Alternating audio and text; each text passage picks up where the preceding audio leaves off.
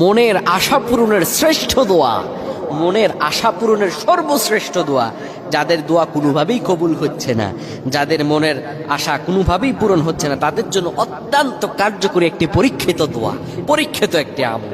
আপনি আমলটি কিভাবে করবেন? ফজর নামাজ পড়বেন। ফজর নামাজ পড়ার পরে যেই কোনো দুরূদ শরীফ 3 বার পড়বেন। যেই কোনো দুরূদ শরীফ 3 বার পড়বেন।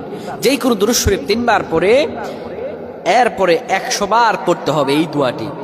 ইয়া মালিকাল মুলকি যুল জালালি ওয়াল ইকরাম, ইয়া মালিকাল মুলকি যুল জালালি ওয়াল ইকরাম, ইয়া মালিকাল মুলকি যুল জালালি ওয়াল ইকরাম। এরপরে যেই কোনো দুরূদ শরীফ 3 বার পড়বেন। এরপর আল্লাহর কাছে আপনার যা মনের আশা সব আল্লাহর কাছে বলবেন। ইনশাআল্লাহ আপনার ইনশাআল্লাহ সংসারে কোনো শান্তি নাই, আল্লাহ তাআলা শান্তি দান করবেন। আপনার সন্তানগুলো বাধ্য, আল্লাহ তাআলা বাধ্য করে দিবেন।